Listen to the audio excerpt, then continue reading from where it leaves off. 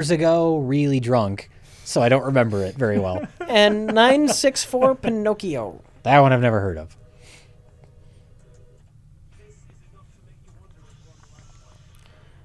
Trashcan Man says, great to be able to catch you guys tonight. Have you guys ever seen the 90s Brian Peck horror masterpiece, The Willies, starring Lord of the Rings Samwise and Salute Your Shorts Donkey Lips? Great childhood stuff. Lord of the Rings Samwise. He will forever be Encino Man's Sean Astin. Have you ever seen The Willies? No. I've seen The Willies. I would believe that. I saw it on cable. That actually used to play on cable. And it's sort of like an anthology horror thing. Oh, okay. You go to Encino Man and not... You gotta go to Encino Man. Encino Man. He's Encino Man Sean Astin. Sure. Okay. You have no love for Encino Man? I haven't seen that movie in forever. That's one of the very few movies we had growing up. The only I've thing... seen it a zillion times. The only thing I love it when that female cave person comes out of the water for 2 seconds. You can kind of see half a side boob. That's why I like Trading Places so much. Well, that's not side boob. That was a full-on thing, man. That's a big deal when you're a little kid and you're seeing that stuff on cable. Movie. Let's watch that comedy movie. That comedy movie, Trading Places. Let's watch this one part of it. Over and over. Why is the tape all fucked up with this one part? Oh, yeah, remember when that was a thing when you were a kid? You had to watch like shitty sex comedies to see nudity, and now you just have Google. That's all you need. Kids today are so spoiled; they don't even know. You know who hasn't caught up with that trend is like movies yet. They're still shoving tits in there for no reason. As if it matters. Right. Yeah, Like, we don't care about tits anymore. We get all the tits we want. Yeah, it was something sort of like forbidden and naughty when you were a kid to see Revenge of the Nerds or something. No, it doesn't matter. Oh, right. Jay, when is the next Quit Cuts? You fuck. Oh, probably never. Now we got review, which is better. The idea behind Quit Cuts was that it would be whoever wanted to do one could do one, but I was the only one that was doing them, and so I was like, oh, I don't want this to be the Jay show, so we just stopped and we decided to do review instead. I'm sorry. It doesn't matter. I'm sorry it didn't work out. Yeah, that's fine. Review works better because then we can have a conversation. I didn't really like doing quick cuts anyway. After, we did a couple to try it out, but just me talking to the camera, it's not my thing. That's why I didn't like doing Game Station. Yeah, exactly. It was similar to that, where it's like it's better to have a back and forth. Yeah. Always better to have back and forth. Telegon says, guys, would you say we are living in a golden age of television and a dark age of film? Yes. Yes. Is there hope for film, though? There's hope for film. Hope for film. Star Wars wasn't bad. Well, Fury Road, it was a couple years ago at this point, but that's been like my favorite movie in the last 25 years. Oh, sure. I mean, there's always going to be an occasional good big movie, and then there's always going to be shitty ones that are forgotten about. Yeah. Like the same year, I don't know, Back to the Future came out. There was probably 15 other horrible movies that no one remembers. Well, as Hollywood is dying, and it is, let's all just be on board with that. It's dying. It's in the death throes right now. What's going to happen is this lovely thing where we're going to return to low budget, auteur-driven projects. Yeah. Well, we already have those. They're just not getting a lot of attention. Right. But maybe as the big movies start to die and get more and more embarrassing, those will get more attention. They will. They're already doing stuff like that in major theater chains where they have like special events where they're doing limited release movies. And I saw Neon Demon at AMC. Really? Which is one of the, the biggest theater chains in the country. And here I am watching a movie with a really graphic I don't want to give a spoiler, don't spoil it. But a scene that I was very pleasantly surprised to see in an AMC theater with Finding Dory playing next door. So I love that things like that are happening. It's happening. Hollywood is dying, and we should all be happy about this. The problem is that you might get the occasional good movie like a Fury Road, but that's not technically, like that was a passion project from George Miller. That wasn't like a studio trying to bank on a known name. Right. You'll occasionally get things like that, but it's more the problem is the behind the scenes stuff and what movies are getting made and why they're getting made. And that's how you end up with shit like the new Ghostbusters. So Movies from 1982 alone. 1982. 82 was a good year. 84 was a good year. I understand this. Blade Runner. The Thing. I know. E.T. But what? Poltergeist. Star Trek II. Conan the Barbarian. Tron. Fast Times at Ridgemont High. That's a great movie. Tootsie. Yeah, Tootsie. Tootsie's Academy Award winning. Rocky 3. Oh. Rambo First Blood. Nah. Halloween 3. Friday the 13th, Wait, did you just part know Rambo 3. First Blood? Yeah. It's fine, but it's complete garbage. Oh, fuck you. That's a great movie. It's so stupid. That's a great movie. Creepshow. Creepshow's great. Gandhi. The Dark Crystal. Oh. And then those are all like the great ones. I mean, you got other What fine movies like The opened- Toy, Porky's. What opened opposite of Back to the Future? What What came out the same day? Well, I'm saying, yeah. Well, like what was Do Back you know to that the Future competing with? Ghostbusters and Gremlins came out on the same day? Yeah. Is that true? Yes. That's fucked up. That's great. All right. What was the year you mentioned? Back to the Future. 1985. What was Back to the Future competing with? Is what I want to know. 1985 movies. Back to the Future. Yeah. The Goonies. This is 1985. Well, Back to the Future. The Goonies. We're talking about what opened the same day, though. Oh, the same day? yeah. What opened the same fucking day?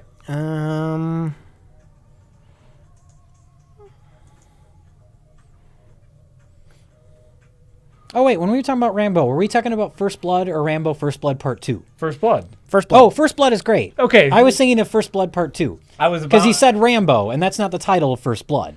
Rambo is First I Blood said Part Rambo 2. First Blood, but okay. I guess that, Yeah, that's how it appeared. On the Okay, no, the original title, it was just First Blood. Yes, That's yes. why I was thrown off, because I was thinking of Rambo, First Blood Part 2. right. First Blood Part 2 That's is the garbage schlock. one. Yeah, yeah. No, But- First Blood is great. First Blood is a you great can call movie. it Rambo First Blood. Now it is in retrospect, Right. but Yeah, I'm saying and then you you get to can the call third it. one, and it's just called Rambo 3. It's like there was no Rambo 2. Right. That series is a First mess. Blood is a great movie. First Blood is a great movie. Great. I mean, we disagree on a lot of movies, but it was like Rambo. Not Rambo. Can't disagree on Rambo First Blood Or is the name Predator. of the movie. or Rocky Yeah. or there's a lot of Stallone basically that we can't disagree on. Stallone's done a lot of good movies. For as much of a laughingstock as he's sometimes thought to be, he's done a lot of good movies. But what were we talking about? Oh, movies versus TV shows. Yeah, we're in a time where TV, they're letting creators do whatever they want, which we used to have in the movies back in like the 70s. Like Stranger Things. I think that's just, we want to make this thing, and Netflix says, here you go. That's the other glorious thing is it's not even TV. Like we've bypassed TV and now it's Netflix. Yeah, It's- exactly. We're gonna let You people can do whatever find the people fuck they that'll want. let you do what you want. It's A premium prequel to TV. Wet Hot American Summer? Sure. Do whatever you want. Did you see their comedian show? I forget what it's called, where they just gave like 6 comedians an episode of their show. And they said, make a character, make an episode, and it's an anthology. It's 6 episodes, 6 different comedians, 6 different characters. This is on Netflix? It's on Netflix, and I forget. Someone tell me what it's called. Someone in the even chat heard will know.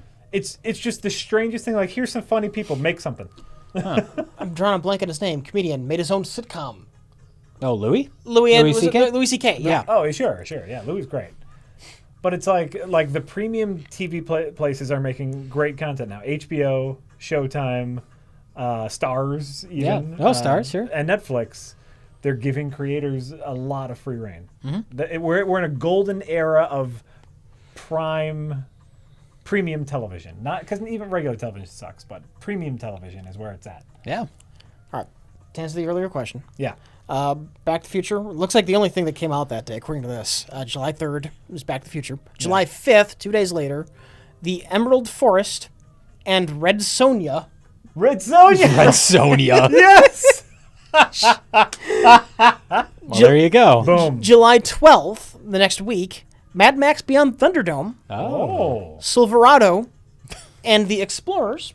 Yeah. I I have a fondness for The Explorers, but it's not a great movie. What? Oh, sorry. I thought you Yeah, missed no, one, but no, that's the next week. Well, so And then the next week after that, probably still in theaters. Back to the Future. The Man with One Red Shoe, Classic. Tom Hanks. The Legend of Billie Jean, something called Weatherby. Looks like an E.T. reissue, and Day of the Dead. Okay. Interesting. So some very minor competition. Yeah. But not nothing. Point being, even if there aren't as many good movies released every week now, like there was at that point, there will always be good big movies. Oh yeah. You know, they might be, fewer and farther between. We'll continue to get good big movies. You just have to wade through the crap. 1985 had Back to the Future, The Goonies, Rambo: First Blood Part 2, Oh no. The Breakfast Club, Okay. The Color Purple, Rocky 4, Weird Science, View to a Kill. Everybody, the stand-up timer just went off. Everybody should just stand up, stretch your legs. I'm gonna get back on cycle, so I'm gonna stand up and stretch my legs. Brazil, Mad Max Beyond Thunderdome, Fright Night, Ooh. Pee-wee's Big Adventure, Oh man. Real Genius, Fletch, Is it just the year? The Black Cauldron, St. Elmo's Fire, National Lampoon's European Vacation, Witness, Classic. Lady Hawk. Lady Hawk! I've never seen Lady I Hawk. fucking love Lady Hawk! Michelle Pfeiffer! She's a hawk, he's a wolf, they can only meet at dusk and dawn. It's so beautiful. Did John Boorman direct that? Can you look that up? Who directed Lady Hawk? Is that John Boorman? I'm looking it up. Lady Hawk. Clicking on it. Young Matthew Broderick. Matthew Broderick's in that? A very, very young Matthew Broderick. Who's the male lead in that? I don't know. Don't open the wrong movie. Why? just- I clicked on it and it opened info for National Lampoon's European Vacation for some reason. Oh my god, I can do this. Someone's quicker. got their wire crossed here. Lady Hawk. Lady Hawk has a great soundtrack. Oh, I'm sure it's Cheese Hell Central. Richard Donner. Richard Donner directed Lady Hawk? Richard Donner. So he had Lady Hawk come out the same year as Goonies? Apparently, yes. Wow. That dude was fucking busy. Working. Who's the star? Who's the man? Who's the lead? And that's it's- Rucker Howard. Rucker Howard, Rucker yeah. Howard. Yes. And they can only meet at dusk. Alfred Molina is apparently in See it. each other. Matthew Broderick was the squire, Yep, he was the young squire. and Rucker Hauer and Michelle Pfeiffer. Yep. Michelle Pfeiffer's the hawk. Was the villain anybody noteworthy? You're looking at I'm looking for stars here. See full cast and crew. Lady Hawk Lady Hawk was so important at the time. I want to say they showed me that in school. I saw that in school in class. Yeah, John Wood. Alfred Molina was in it. Really? Yeah. Really? Well, there you go.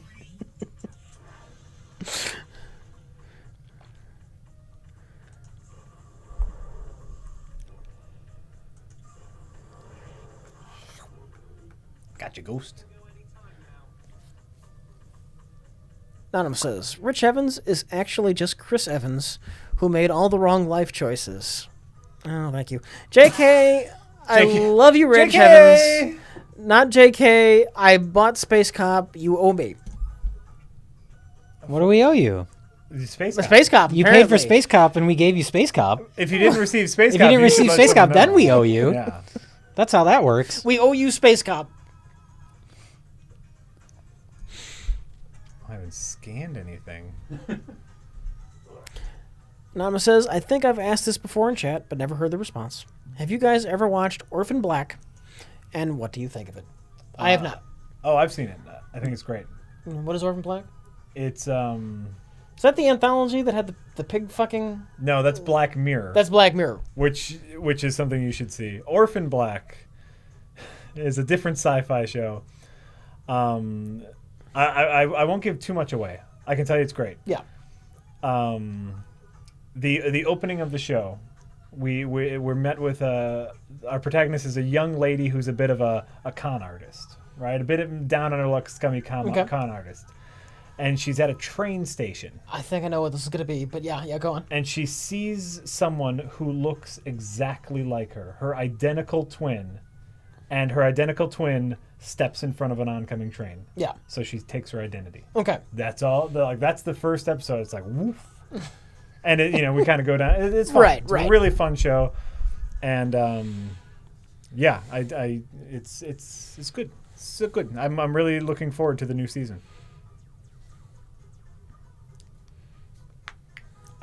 Sorry. Oh, I did that right in the microphone. Orphan Black Mirror. Orange is the new Orphan Black Mirror. Is there a show that starts with mirror? If we're going to play the game. Orange is the new Black Orphan. Oh no, Orange is the new Orphan Black Mirror. Is the ABC fantasy show called Mirror Mirror or something? Chat saying mirror mirror. So there's a show called Mirror Mirror. Great. Beep boop boop boop beep doop. How do I upgrade my fucking car? That's all I want in the world is to upgrade my stupid car. you don't. You're stuck with it. No. You're fucking stuck with it. No. What do you think of this game? It's fine. Yeah. It's holding my attention. It's very easy right now. Okay. But obviously, maybe there are harder difficulties. I'm sure it ramps up. I'm sure it ramps up, and it's cute. Okay. I think it's definitely worth the $8 that I spent on it. I just want to upgrade my car, and I want to know how to upgrade my fucking car. Lee Lewis Linden says, "Hey guys, Hi. thanks for all the entertainment. I'll be listening to the stream with my girlfriend on our road trip up to Seattle from Southern California. Have you guys spent any time on the West Coast?" I had one brief visit once. I've been to LA a few times. That's pretty much it. I went, and it was during the summer, but it just happened to be like a cold spell there. It was like rainy and 50 for like the 2 days. Oh. I've been all over the West Coast. Was recently in San Francisco, which was beautiful, and the bridge is awesome. You get to walk. We walked across the Golden Gate Bridge. You walked across it? Yeah, Yeah. it was neat. Yeah, it's a long walk, but it was neat. Oh, sure. How long is it? Fucking long. Does that count? I'm gonna look it up. It was great. We ate at an amazing pizza restaurant. We saw the Full House house. We went to that park that the Full House house is in. Oh, you got to go to that park. You got to go to the park that the Full House house is in. There's also shots of that park in The Room. Oh. I could live a long, healthy life never seeing that house. Yeah. Yeah, you really could. You really could. Let's be honest. But I've been through the redwoods of Northern California, which everyone needs to do because it is I hear they're really big trees. It will blow your fucking goddamn mind. They're giant ass trees, man. Giant. Can you drive a car through them? Can you make a tunnel through the tree? Yes, they have That's trees great. with car where you can drive That's great. right through them. It's great. Everyone should do that. It's fun. Super fun. We went to Legoland in California. Oh shit. Legoland in California is great. That's in between. That's kind of like in between Los Angeles and San Diego. Legoland's great. I've just been to LA. What do I think it's the only place on the coast I've been. What do you do at Legoland? Do they actually have rides? What is the deal? They have rides.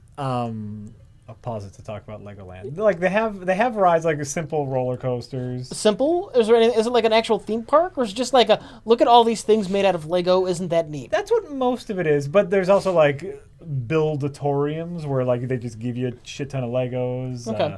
They had a neat thing where it's like they had a competition to build a simple Lego race car and ramps, and you could race them against other people, kids. I couldn't. It's for kids. They have like a giant Lego washing machine because all those people handling all those Legos. It's got to be disgusting. They just had Purell everywhere.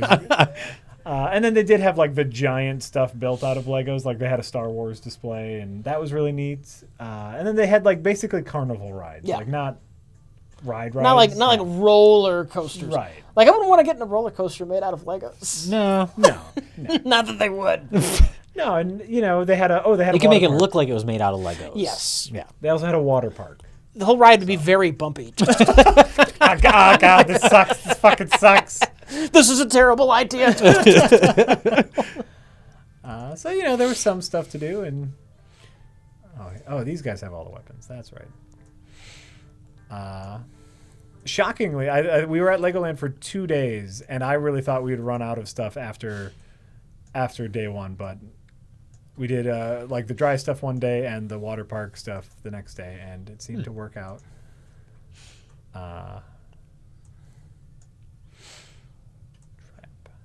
Jay, what do you think about the Eraserhead remake that's been talked about recently? That has not been talked about. You're just trying to be a smart ass. Supposed to use a Sin City-esque black and white style. Do you think there are movies that should just never be remade? You're completely making this up. You are completely making this up. I read the thing. Whoever said that, you're a liar. That is not something that will ever happen. And there are movies that should never be remade. Oh, sure. They're remaking them all. I'd say actually top of the list was RoboCop. That's my personal list. RoboCop. Okay, maybe I was gonna say as far as popularity or importance to culture and film history. Yeah. I wouldn't put RoboCop near the top. It doesn't need to be remade, but No, just me personally. Like everything Sure. everything in RoboCop works flawlessly. yeah, that's a movie that works specifically because of its tone. Yeah. And you knew they weren't going to do that with the remake, and they didn't. Followed very closely by Ghostbusters. Yeah. Back to the Future's up there, but according to Robert Zemeckis, that'll never be remade in his lifetime, so at least there's that. I would put Psycho up there, but they already fucking did that. Yep. Oh, everybody's forgotten about that already. At least the Psycho remake, it seemed to be, because Gus Van Sant's like a weirdo, and it seemed to be he was using his recent clout from the success of Good Will Hunting to making the Psycho remake almost an art piece unto itself, where it's like he wasn't trying to genuinely make a good remake. He's just trying to do this weird installation of doing a shot-for-shot remake to prove a point. I think that is what he was trying to do. It doesn't mean it was a successful movie by any means, because it's not, but if you want to know why you don't remake classics, you point someone to the Psycho remake. And I think that might have been part of his point. So I do think there's something a little more interesting about the Psycho remake than a lot of shitty remakes. Interesting. It doesn't make it a good movie, because it's not. And Vince Vaughn is horrible in it. And I don't see anything in the chat commenting on the Eraserhead. That's because it's completely made up. Just saying. Who the fuck would remake Eraserhead for name recognition or something? Like, that's not going to happen. They are scraping the bottom of the barrel now. An executive at Sony. You know what the kids want to see? A remake of Eraserhead. Sony would remake it, yes. We'll get our toys into Target, and they'll be put on clearance 3 weeks before the movie comes out. That's how far Sony's heads are up their asses. Someone has pitched that. Sony is a desperate company. Yes. And ruthless.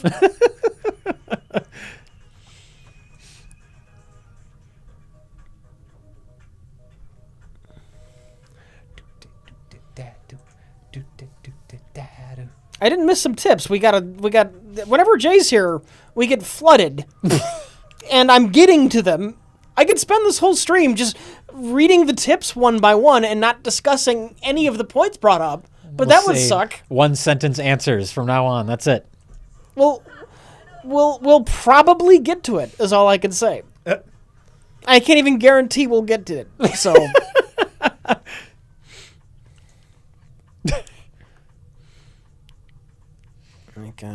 something here I wanted to respond to, and I don't. Somebody was asking if we talked about Stranger Things. We have. Jack has not seen it. I love it. I've seen the first half. Jay, for some reason, hates Winona Ryder in it. I think she's terrible in it. I love Winona Ryder in Stranger Things. I think it's starting to get good around episode 4, but I thought it's taken a long time to get there. That's the short of it. Taco Salad Tuesday says, "Hi, Jack. Hi. I saw Mike and Dave need wedding dates, and we were cracking up throughout. Fuck yeah, it's a great movie. The guy from Workaholics just makes so many strange noises. Your cousin did a nice job RLM rules. I mean, both are true and not necessarily related. I like that Workaholics guy. Yeah. I like Workaholics, which surprised me. I thought it would be like dude bro humor, but it's actually funny. And what's his name? things. Adam Levine? Divine, I think. Divine. Something like that. I've never heard of him until I saw this movie. Oh, you had never seen Workaholics? No, I've never seen Workaholics. Oh, okay. I think he does a voice in a cartoon that my kids have seen. I think he does the voice of Pizza Steve in a cartoon called Uncle Grandpa.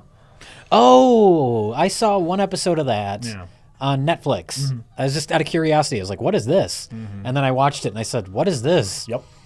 And that's That was a little too extreme for me. It's one of those shows that tries really hard to be wacky and Yeah. unpredictable. It's and like you can have just weird random see- humor, but you have to have something to latch onto. You can see right through it. Yeah.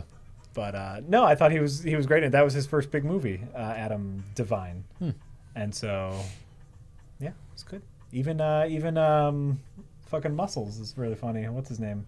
Zac Efron. Zac Efron. And Aubrey Plaza, who I normally don't care for in things. Like, I don't like her bit in Parks and Rec. I like her on Parks and Rec. Oh. I don't understand. She seems to be in that Dirty Grandpa movie, Yeah. and then in the Mike and Dave Need Wedding Dates movie, she seems to be playing like the sexy slutty type character, which Yeah. I don't see her as at all. That's what she's going for now. Yeah, Yes. it just doesn't seem like her personality doesn't seem to fit that type of character. So it's an odd choice. Yeah. That's very odd. What? Oh, that was just the lighting. Where before your sprites, they don't match your characters. Yeah. The two sprites. There were two like generic white people, and you had a blonde girl and a black guy. Yeah. I looked up, it looks like they were both black. I'm like, well, they do have the different sprites. They just don't match. But I guess it was just the lighting in that room. So Wait, where did the Frankenstein go? There was a Frankenstein. Did I catch him? maybe you blew him up. He's a Frankenstein. You don't have to catch Oh, I Frankenstein. did. You just blow no, him up. you have to. He's a Frankenstein ghost. Okay, that doesn't make any sense. That's the dumbest fucking thing I've ever heard. Yes. Frankenstein's made out of different people. There'd be like 8 or 10 Frankenstein ghosts. Well, maybe, but the ghosts are still merged in ghost form. Well, that's depressing, isn't it? Yeah, Spend all of the afterlife just as a piece of a larger thing. Yeah. That sucks. that would suck. This music has not changed up this Nope. entire time. Nope, it hasn't. It's in my head now. It's fucking in my head now. Where'd a ghost at? There's a ghost at. Anonymous says, Rich, you mentioned that you don't read a lot, but you do have favorite science fiction books? Are you familiar with Arthur C. Clarke and Stanislaw Lem? If not, I highly recommend them. I don't read as often as I probably should, but that doesn't mean I've never read. Rich, I've heard you've never read. You mentioned that you don't read much. That means you don't read ever, because this is the internet. I've never read an Arthur C. Clarke book or Stanislaw Lem. So,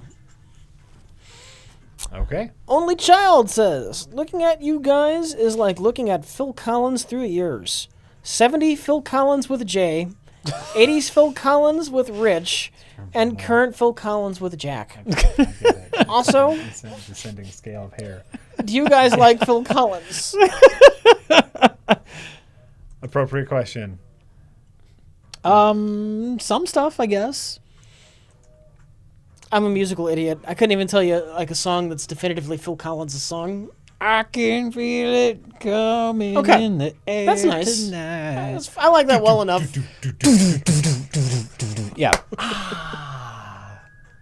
Is that the pilot of Miami Vice? That whole sequence to In I don't the Air think it's- Tonight? No, it's not that song. No. It's its own song. Miami Vice is the Miami Vice theme song. No. In the, I want to say in the pilot episode of Miami Vice. Oh, I have no idea. They used that song Okay. in an extended sequence, Okay. and it's fucking brilliant in a terrible way. It's just like so heartfelt and schlocky, and it's just Don Johnson like calling his wife on the phone saying like, this is gonna be a big one. I don't know if I'm gonna make it, but I love you. And like as the song goes, and then do do do do do do, and they're driving in their car, and all the lights and that classic Miami Vice look is so fucking cheesy. I love it. Isn't it on Hulu, Miami Vice?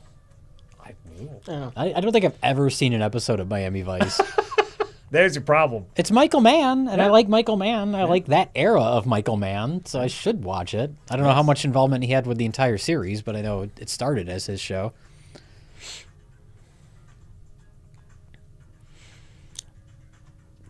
Anonymous says, 1, guess what I had for dinner? Hints made out of processed horse penis and Chinese people. 2, on a more serious note, I saw Swiss Army Man, and it was actually great. 3, finally, favorite Hitchcock film? Question mark. I'd say probably Psycho is my favorite. Psycho's the only one I've seen. Really? Oh, that's a shame. Well, I've seen The Birds, actually. I take that back. Okay. I've seen Psycho and The Birds. I like Rear Window a lot. Rear Window's classic. I like one of his later movies, Frenzy, I like a lot, because that's the period when movies were getting a little looser with what they could get away with. So he's just starting to get into sleazy territory as much as he could. And there's some really, really great sequences in it. So if you've never seen Frenzy, if you're looking for a lesser Hitchcock movie that still has some really well done, really well executed sequences in it, I highly recommend Frenzy.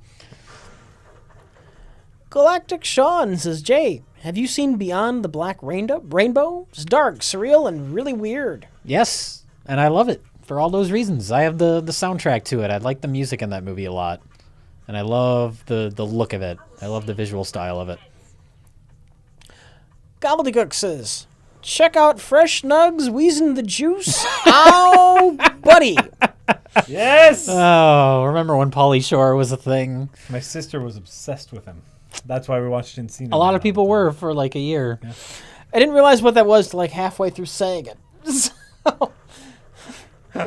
otherwise I would have said, buddy. Yeah, I would have gotten that right. But The only movie of his that I can imagine Do not actually... wheeze the juice. No wheezing the juice. No wheezing the juice. The only movie of his I can imagine maybe holds up would be Son-in-Law. I remember that one being okay. I haven't seen any of these movies since high school. Sure, but... Son-in-Law. He's probably playing it a little more straight, and he is supposed to be the weirdo. And right. So, yeah. I have a feeling that movie might kind of hold up. What about In the Army Now? I know Andy Dick was like his buddy in that. But it's like normal Andy Dick, not like Andy Dick. Yeah. And Lori Petty, America's long lost sweetheart. She's on Orange Is the New Black now. Oh, is she?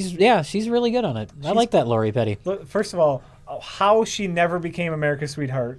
I think she's a little too weird, a little too quirky, and she made sweetheart. choices like Tank Girl. Yep. That's why she's my which sweetheart. I like her in that movie. I don't. That movie's a little bit of a mess, but I like her in it a lot. Yeah. That's why. Tank Girl is why she's my sweetheart. She's my American sweetheart. Fair enough. And of course, A League of Their Own. A League of Their Own. A League of Their Own and Tank Girl right up there in my book. do I need to see Tank Girl? Have you never seen it? No. You should. I don't know. I haven't seen it in a really long time. I remember I like her in it a lot. I like the character of Tank Girl, and Malcolm McDowell's pretty good in it. But I remember the story being a mess. The story's a huge mess. The editing was terrible. And the animatronic guy, the makeup the guys kangaroo guys? looked awful. No, they look good. Oh, I remember them looking good. One of them's Ice-T. So it was one of those movies that it almost felt like an attempt to manufacture a cult movie, where it felt like it was trying too hard. But I have not seen it in a really long time. Maybe. It's been so long, but you should see it. It's a post-apocalyptic thing, and it's weird. Based off of a cult comic. Yeah. Just a weird. The fact that it was a major studio release is kind of surprising. Right? What year was that? Oh, God. What 90. year was Tank Girl? I'm going to say 96 or 97. Was it around the same time as Barbed Wire? I think it was a little before Barbed Wire. It paved the way for Barbed Wire. Barbed Wire. I started adapting like the obscure stuff before they got around to like your Iron Mans. Yeah. Tank Girl was 95. 95? Yeah. Shit. When was Barbed Wire? I did not see that coming. Barbed Wire was 96. A lot of shitty movies in the 90s. Weird. A lot of shitty movies now. Gobbledygook goes on to say DC Universe Online is DC Universe Online is on PS4. It's true. It's free, you fucks. I've heard that about DC Universe Online, that it's free. But it's on PS4. That's a new bit to the thing. No, it's always been. It's free. It's always been DC Universe Online. Was it on? I guess it is. It's always, yeah. All right, I'm just You're not whatever. down with the bit. Not down with the bit. Get down with the sickness. Gobbledygook also says, also Killing Joke is playing at the AMC Theater in Milwaukee on July 25th and 26th. Would you go see it for a tip? And if so, how much? If I wanted to see it, I wouldn't publicize it. I just want to go and see it. Then it's not like you want to see a good animated movie in a theater as far as the animation goes. That the animation looks cheap and shitty for that. I don't think you need to see that in a theater. I'd probably rather spend what the ticket would cost buying a copy of the DVD. There you go. Honestly. The animation looks so shitty. I have heard that was just like a bad, like the editor of the trailer did something poorly, and it actually doesn't look like that shitty animation. How does that work? That doesn't make sense. Oh no, I don't believe it. Someone told me that. They probably went in after the fact, spent a lot of money cleaning it up, and that's damage control. That's more likely. Because it's a hyped release. They're going to want to probably fix it if there's a problem, right? I mean, it's a big-ish deal as far as their straight-to-DVD comic book cartoons go. Yeah, I'd I mean, this has to sell more than any of the other ones they've produced when it's done. They've done other Batman ones, but is this the first one to have what's his face as Batman again? Kevin Conroy? No, it's actually not. But it's probably the first one to have him and Mark Hamill, though. Okay, the same one. It's not just Kevin Conroy. It's that stories too. Sure. It's probably the most famous story they've adapted.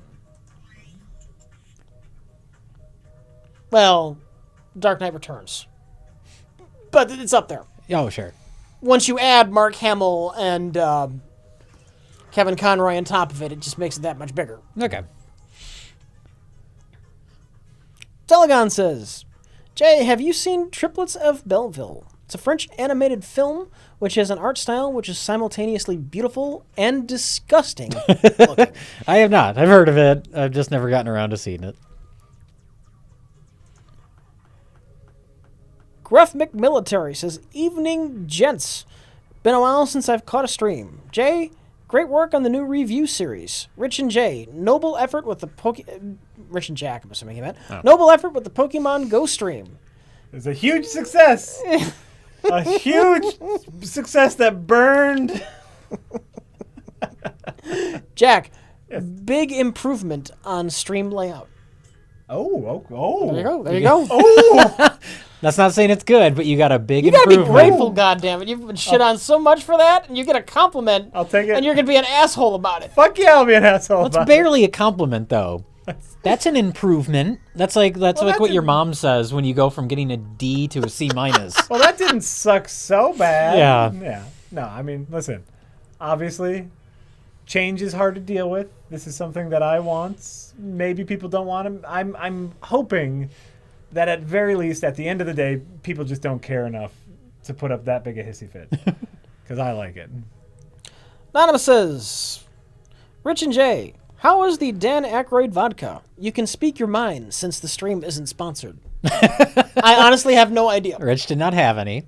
I had plenty, and it was very delicious. Although I was mostly drinking it mixed with the Ecto Cooler. I think I did 2 shots of it straight, and it's very smooth. It's good stuff. That's great. And it comes in that awesome skull. Casual Horse says, Jack. Casual Horse. Now that you have familiarized yourself with the Lytro Cinema, Lytro, Lytro? Oh, yeah, the camera that can focus on multiple things. Oh, okay, yeah. Lytro, yeah. Are there any directors that you know who may one day benefit from this new technology? You know, changing what's in focus, etc.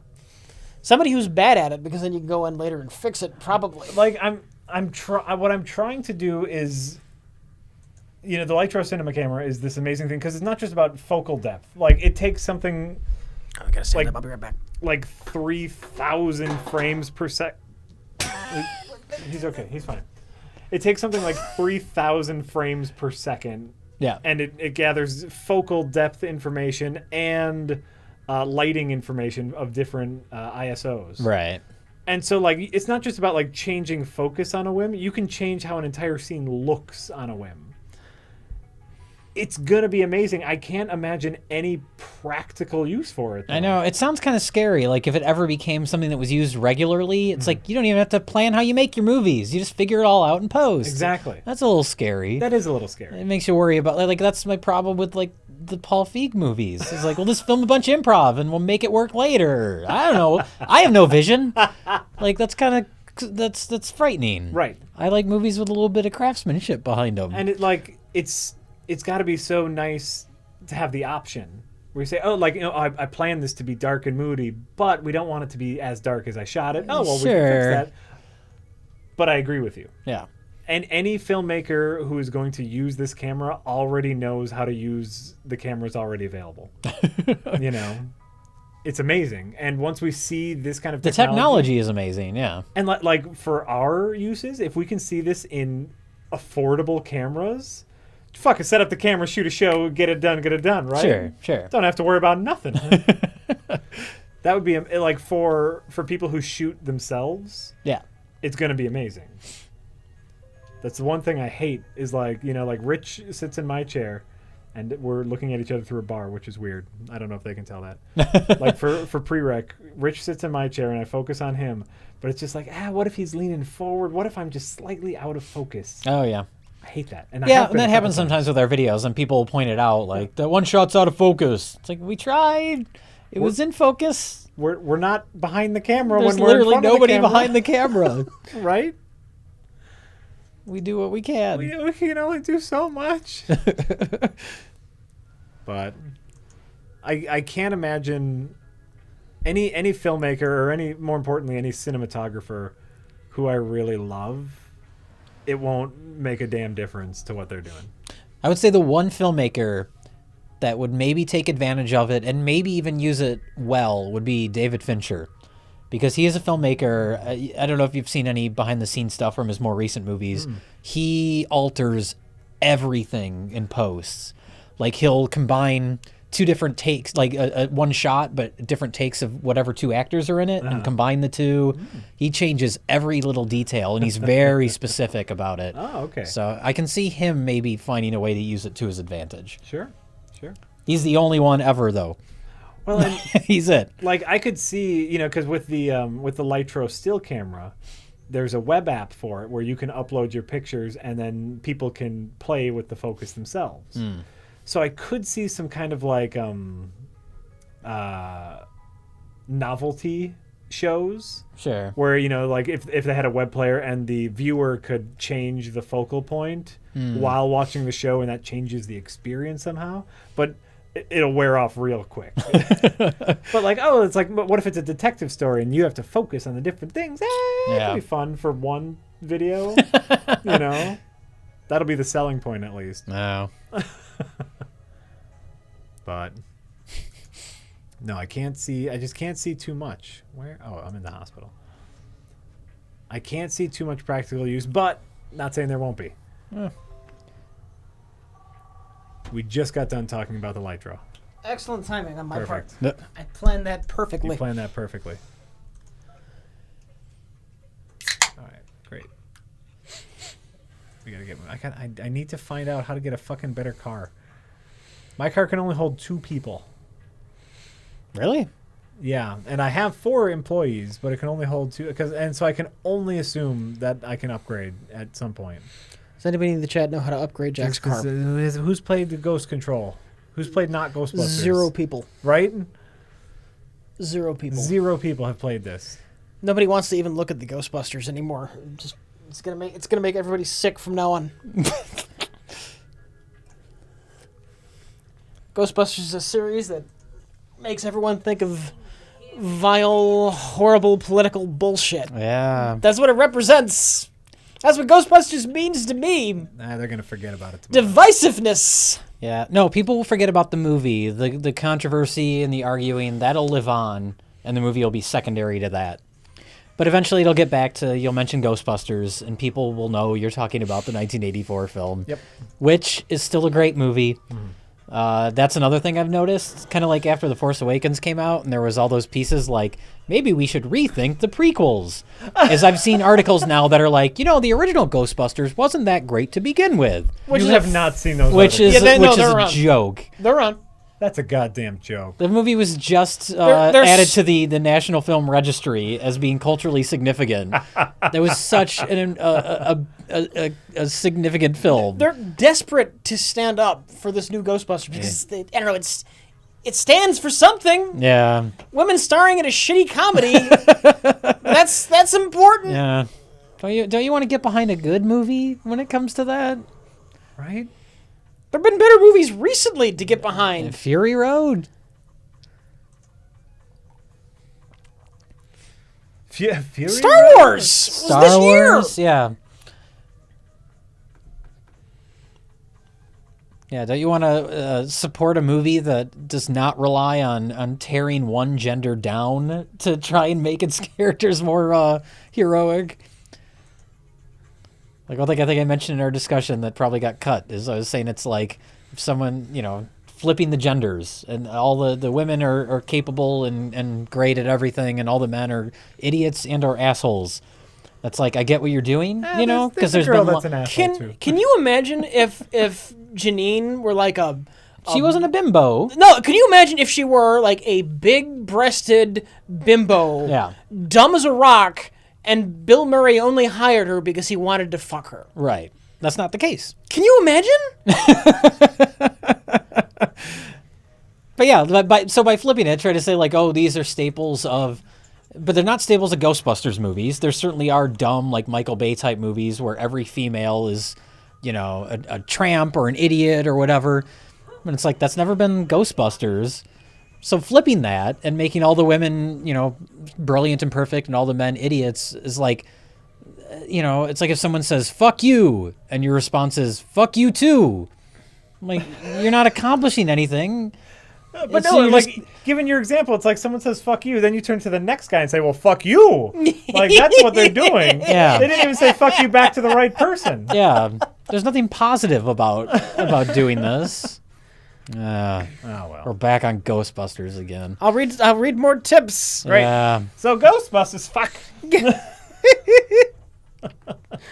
Where'd I leave off? I better find it quick. You find it and Anonymous says, random question for each of you, just for fun. yay. What did you think of the new Ghostbusters? If you had to take one of the other RLM guys to a restaurant, who would you bring to a 5-star restaurant? A popular local food joint, a McDonald's, and why? It's a very weird question. Yeah. I'd bring us all to the nice popular local food joint. Yeah, can't we all go? Yeah. Why do we have to play We favorites don't here? need to go to a fancy 5-star, right? We'll just go to the popular new joint. Why don't we all go to El Fuego? That's great. El Fuego's fine. Okay. We're all going to El Fuego. Boom. Atomic Mousetrap says, don't forget, Psycho had a sequel with the funniest ending I've ever seen in my life. I like the Psycho sequels. And he Are they says, talking about the end of Psycho 2? Whack K Tang is the end of that message. Whack K Tang. It's in all caps. So I it think means I know what something to part somebody. they're talking about as being funny, but I don't recall anything that happened in the sequels. Remind me. the second one, he's finally let out, and there's the sister of, a character that was killed in the first movie, and she's trying to say he shouldn't be let out, and it's just Norman Bates trying to adjust to being back in society, and people start dying, and he's wondering if he's still fucked up in the head or if it's someone setting him up. It's a decent sequel to Psycho. Okay. And the third one is directed by Anthony Perkins, and it has a Coen Brothers vibe to it, and Jeff Fahey's in it, and he's awesome. Yep. And it has a real, like, kind of macabre sense of humor. And then the fourth one's kind of dull. But 2 and 3, I actually think are decent sequels. When did 2 come out? Early 80s? That's such a weird thing. Yeah. And then, Let me see when that came out. Yeah, I would actually, if you've never seen Psycho 2 or 3, I would recommend them. Psycho 3 is really interesting from a visual, from a directing standpoint, and it was directed by Anthony Perkins. Psycho 2 is 83. Okay. So I'm going to guess Psycho 3 is probably 84 or 85. 86. When Anthony Hopkins really needed the money. Anthony Perkins. Perkins. Yeah. Sorry. Yeah, that's what I meant. That's what I meant. This is what I meant. And that's what I like about those movies is his performance, and just the Norman Bates character. Especially in the second one, where he's let out of the loony bin and he's like questioning his own sanity, where he's like, he spent so much time trying to get back to normal, and then he gets out and immediately he's being fucked with. Did they manage to pull off making him sympathetic? Yeah. That's what makes those sequels work, is that you care about him. He tried to be rehabilitated, and you're rooting for him to be rehabilitated. You don't want him to go back to his old ways. Don't murder people, Norman. So you're less rooting for him and just rooting for not murder. No, you're rooting for him. He's likable. That's what makes that character work, is Anthony Perkins' performance. He makes you care about Norman Bates. Gay for Jack says, do you guys have any hidden talents like drawing, writing, or sports like skateboarding or skiing, etc.? Does Jay or Mike have a beautiful voice? I know Rich does. I don't think any of us have beautiful voices. I can draw pretty well. I used to do it a lot when I was a little kid. I haven't done it in a long time, but... I drawed well in school when I was a kid. I don't think I'm anything to shake a stick at. I'm a pretty good stick shaker. I'll let you know. okay. That's my hidden talent. Yeah, that's cool. So, yeah. I got that going for me.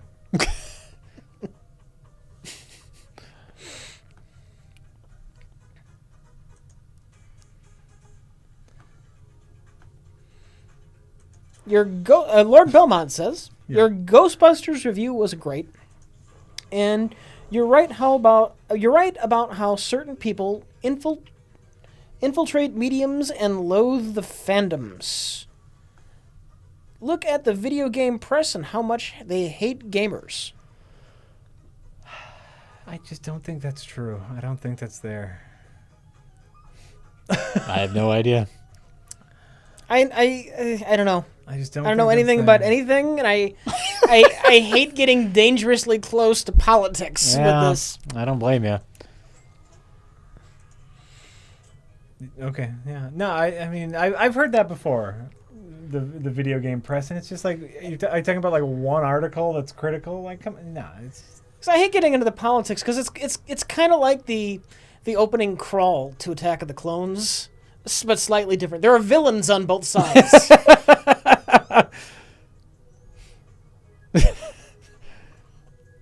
like I might agree with Anita Sakarian, but like the shit that's happened to Leslie Jones on Twitter. Yeah. Because that's all part of the same kind of feminism, not feminism, political bullshit that's going on. Yeah. Well, there's no room for discussion on anything anymore. Yeah. Same with actual politics. It's just the extremes of any end of the conversation shouting the loudest. Absolutely. Sarkeesian, yeah. I look. This is how much attention I've paid to this.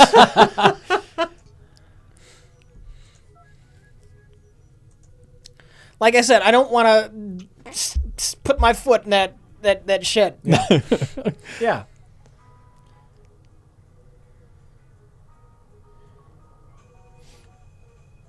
No, it's dumb. It's all dumb. People get so caught up in it, and it's just like, it's like nerd culture or whatever, but it's just, it's, you get to choose what part of it you're a part of. That was a lot of parts, but there's so much garbage out there. Just let it be, man. What does this even do? Lord Belmont says, Jay, I saw the Neon Demon. I loved it. What do you think of it? I loved it. All right. I talked about it a little bit earlier. I guess I'm getting caught up on things, so Either they came in late or it was before you said something about it. I'm not sure which. Oh, shit. Anonymous says, you missed my tip, you fox. No, we didn't. I know you're busy, so I ain't even mad. You two are great entertainers, and Prereq is one of my all-time favorite YouTube channels. Hey. Keep up the good work. LOL, fuck my cock, etc., etc. Nice. Anonymous says, hey guys, me and my friend are huge fans and relate to your movie criticisms a lot. Just wondering what your next Half in the Bag episode will be on. Well, what's the next big movie that comes out? It's that.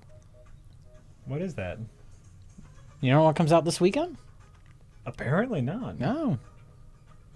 Dun, dun, dun, dun, dun, dun, dun, Oh, is that really? I didn't know. Actually, now it's, look it out, y'all, it's sabotage! That's the new Star Trek theme. There's Klingons!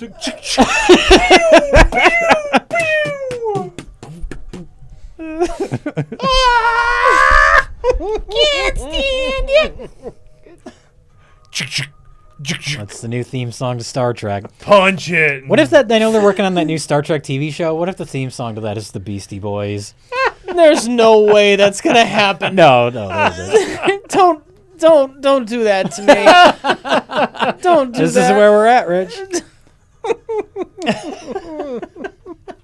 I didn't know that was so close to being out. Yeah, Huh? this weekend. Oh, there you go. Lord Belmont says,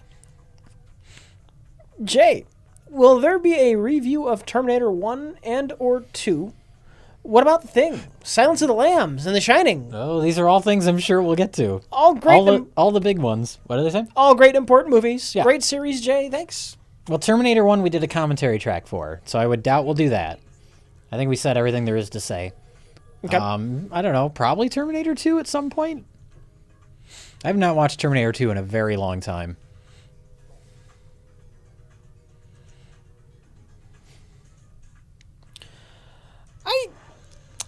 I just don't care for Ernie as the protagonist in those. He's a robot. Yeah. He's a robot. Isn't man. that weird that now the odd one out is the first one? Yes, it is. Every sequel, Ernie's been, well, I guess except for Salvation. That one's sort of the weird stepchild, but all the other ones, he's got to be the good guy now. And he's not as interesting as the good guy. That's what's great about the first one. It's just two human beings against this unstoppable killing machine. Right, yeah. It's so simple. Yeah. And perfect. And the idea of making him a good guy in the second one is sort of novel, and it's fine for that movie. But the fact that that became a regular aspect of the series, excuse me, is weird. It's because of the popularity of both Arnold and the second movie. Yeah. Tim Salmon says, hi, Jack, Rich, and Jay. Hello. Jay, what are some of your favorite Scream Factory releases so far, other than the upcoming Thing and Exorcist 3 releases? Oh my God, I'm so excited about the Thing, or the Thing, but also the Exorcist 3. Have you heard about this? No. Probably not. Exorcist. Well, you saw Exorcist 3 at the old studio, right? Yeah. We watched it one time. I love that movie, but it was fucked with by the studio because they said there's no exorcism in this movie. so they had to reach, because it was based on William Peter Blatty's book Legion, which had some characters from The Exorcist, but it was a completely separate story, and that's what he made the movie as. So the studio's like, you got to have an exorcism. So they reshot the ending. They reshot a couple scenes throughout the movie to try and tie it in more with the first Exorcist movie. And all the original footage that was like the original ending and a couple other scenes throughout the movie were, cut out, thought to be lost forever. But now they're doing a new cut of the movie. They have all that material. Oh. And so they're putting out a new cut of the movie, which I'm super excited about because I think Exorcist 3 is one of the best movies ever. So is it going to be the original vision then? It's going to be William Peter Blatty's original vision for what the movie was supposed to be. Well, that's exciting. So it is something that I never thought would ever exist, and I've always been kind of curious about. So the fact that it's actually coming out is pretty amazing. So I'm really looking forward to that. I think that's in October, maybe? And then they're doing a special edition of the Thing. Oh, well, that's nice. As far as current releases, what has been really good ones? Escape from New York's really great. All the John Carpenter ones they've done a good job with. And they've done like half of his movies at this point.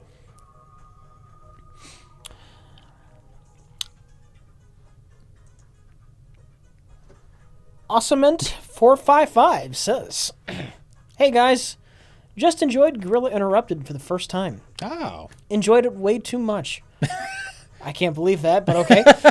Funny to see the earlier days of Red Letter Media. Side question, what do you think of Australia? Fuck them. Your spiders are big. You got big creepy bugs. Your spiders are big. Thank you for Mad Max and Farscape.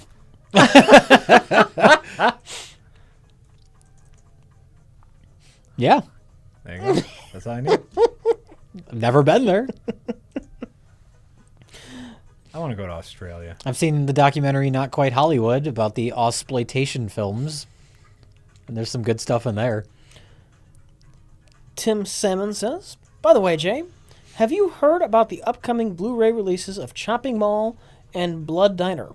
Lionsgate is finally doing something with their catalog of horror movies on Blu-ray." I have heard about that. I'm excited about Chopping Mall. I've never seen Blood Diner, so I have no idea, but Chopping Mall's a lot of fun. Nottam says, "Jay, loving the Twin Peaks-esque review set. Can we look forward to a Fire Walk With Me review before the show returns?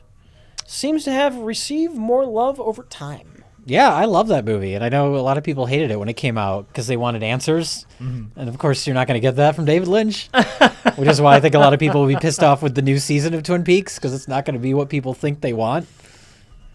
It's going to be dark and weird, and it's going to frustrate people. But I love Firewalk With Me. I that would probably have to be a me and Josh one because I think we might be the only ones that would care. Have you seen it, Jack? Firework with me? Sure. What do you think of it? It's fine. So probably not Jack. Okay. No, I honestly, I have... Because you've seen Twin Peaks. I'm a huge Twin Peaks fan. Yeah. I have literally no strong feelings about it because some answers would have been nice, but it's also really fun. Like the fun is not the word I would use to describe it, but are kind of fun. It's a nice addition to the world, is I guess what I mean by fun. Yeah. But I have no strong feelings about it. Okay. Mostly because I really love a straight narrative. Oh, sure. So sure. No, I love that movie a lot, and yeah, maybe closer to the show, maybe me and Josh will do something on it. Sir on Twitch in the chat, Dread was not a fucking remake. No, Dread is not a remake. Fucking Dread has nothing to do with the Stallone movie.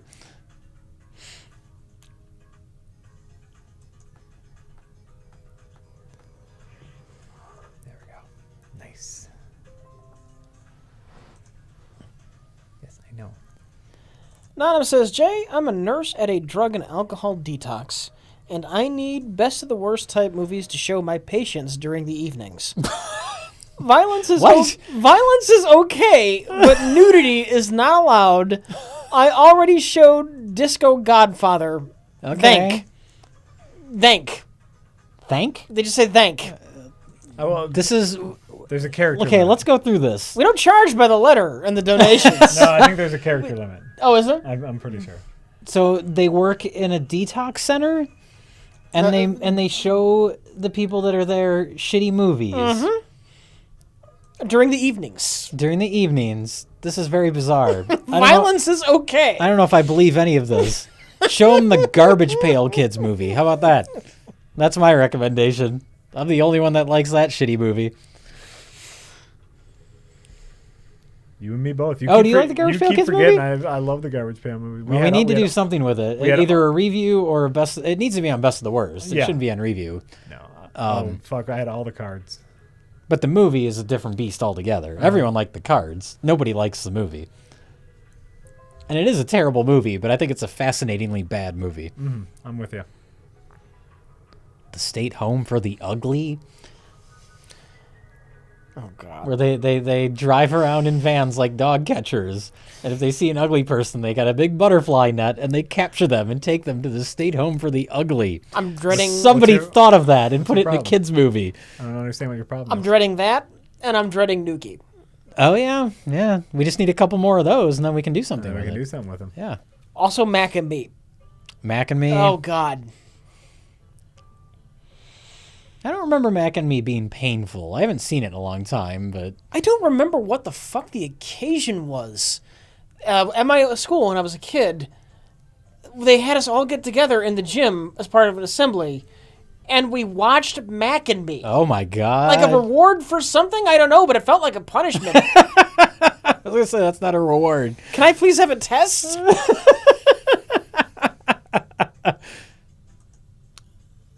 Anonymous Rich, are you dateable? I'm desperate for you. I love you. I am taken. Very much taken. Anonymous says poop. And then Anonymous says... Quality discussions going on. That was the tips today. That was worth $4.14. And then Anonymous says, here's my $2 question. Is Jay familiar with the Violent Shit film series? Familiar with them, never seen them. Probably won't see them because I don't care. I know enough about them to know that I don't think I would find them entertaining. Anonymous says, lots of Anonymous. Nobody wants to give their fucking name. Weird. Fellow Wisconsinite here. Ever hear of Bill Rebane, an exploitation filmmaker with a studio in central WI who made eternal classics Giant Spider Invasion or Twister's Revenge? Oh, yeah. Total insanity. We love Twister's Revenge. I've actually never seen Giant Spider Invasion. They played at the Milwaukee Film Festival a couple years ago, and I think Bill Rebane was there. I think it was like him and Mark Borchardt doing some sort of Q&A, right? Yeah. I didn't go. Yeah. Twister's Revenge is a lighthearted movie about a man who kills people with a talking monster truck. It doesn't talk. Doesn't it have a talking computer? Oh, does it? No, I don't remember. I thought it has a computer that talks in the... I remember it's somewhat sentient, but I don't remember it talking. It's been a while. Maybe it doesn't talk. I don't know, but it's... I just know it has this bizarre bar scene. It's alive. Yeah, exactly. But it has that weird scene in a bar where there's like a giant bat head creature, but it's just supposed to be some normal bar. And there's like weird fat ladies dancing on stage. And there's a giant bat monster. And it just takes place in central Wisconsin. We can do something with Twister's Revenge one of these days. We should. I think I streamed it one year when I did one of my streams. I think I played that one. Review Twister's Revenge. Hey, maybe we could get Bill Rebane if I think he's still alive now. We'll get him down here. Lord Belmont says, Jay, about the Thing Blu-ray. If I already own the original Blu-ray release of that, is the new release worth getting? It is a higher quality film transfer? ? I love the Thing. If you love the Thing, I mean, it's not out yet, but based on what they're saying, there's a ton of new stuff, new interviews, and new featurettes and stuff, and it is a new transfer. I think it's either a 2K or 4K transfer. Maybe wait to hear what people say about it, just in case there's some kind of tremendous cock-up. That's true, which has happened before with Scream Factory. They fucked up with their Army of Darkness Blu-ray. There was like a random shot missing from it. So they had to recall it and, send people replacement discs. But, I mean, based on the specs for it, it sounds like it's worth an upgrade. Tim Salmon says, Jay, I just saw Possession for the first time. Man, oh man, is that an amazing movie. Possession is one of my favorite movies now, yeah. I'm sure that's a review. Completely unique, batshit insane, amazing camera work, yes, and dialed up to 11 performances. It's a masterpiece. I would agree completely. I would like to do it for a review. I'm the only one that's seen it. When was it made? Is it 82, I believe. 81 or 82. Starring Sam Neill and Isabella Gianni from Ishtar. Oh, yeah. Giving one of the most raw and emotional and insane performances. She's like completely fearless in that movie. And yeah, the camera work is amazing. NCC 1701 the D says, Jay or whoever. Can't they just say whoever then? You know what? No. You're special. I guess. They love you. Jay or whoever. Yeah, one of those other schmucks. Who cares? Have you ever seen the original Fright Night sequel? I loved it with a larger monster crew, but that might just be nostalgia. Plus, the new girlfriend is super cute. Remake sucked. I remember the remake being okay. I know we did it on Half in the Bag, and I have no idea what I said about it because I have not seen it since we saw it in the theater for that. Was I a part of that, or did I just see the No, movie it was with just you? me and Mike. I know I saw the movie with you. Did you? Yeah, I wouldn't have. I don't think I would have gone to see that. I think that was the same episode we did the Conan remake. I think. So yeah, you went to both of those with us. Yeah. Yeah, I saw the original Fright Night Part 2. I actually saw it somewhat recently. It's okay. It's not the first one. And yeah, the girlfriend is super cute in it. She's also in the movie My Boyfriend's Back, about the high school kid that comes back as a zombie. Oh, God. How sad. Yeah. Tim Salmon says, I know you guys don't do animated stuff, but I'm sending you three of them my for God. best of the worst. Time to stand up. Batshit animated Titanic movies. Just remember this. Time to stand up. The ship doesn't sink, and it is saved by a giant talking octopus. I think I've heard of Oh, this. that sounds great. I'm gonna stand I think I've heard of this movie. Oh God. Or are they like afraid to have children see the horrible end of the Titanic? Yeah, I think so. Dear. That's dumb. Here's the story of the Titanic, except nothing is accurate. Here's some false information. It has nothing to do with anything. It's a spaceship now. Goes to the moon. Speaking of that, Oh God. did you know they made a Gilligan's Island cartoon show, Gilligan's Planet? No. Where they Vaguely remember this. get stranded in an alien planet. They'd make cartoons out of anything in the 80s. Yeah. Junkhead 1979. Have any of you guys seen the Roger Corman flick Galaxy of Terror, starring Sid Haig and Robert Englund? It's an amazingly Oh. crappy movie that is one of my favorites. What are your opinions? Galaxy of I haven't seen it. I've heard of it. I knew it was like Same. a Corman thing. Same, I've heard of it. Yeah. Yeah. I didn't know Sid Haig and Robert Englund are in it. That makes me more interested in seeing it now. How do I upgrade my car? And then we're going to be caught up, which is kind of amazing. Someone fucking Google how you upgrade this dumbass car in Ghost Control Inc. because I'm losing my fucking mind. I really just want to upgrade my car. Shadow Elite 5 says, Jack and Rich. Question. Who's the other guy again? Some dickhead. What other guy? Oh, sorry, you were doing a different bit. It's fine. It's all fine. I kept hanging up on calls because I wanted to search around to see how I can upgrade my car. Now, no, there we go. Gotta wait for the ghost calls. Who you gonna call? Ghost Control Inc. And that is right. Douglas Adams did make a computer game featuring a starship Titanic. Oh.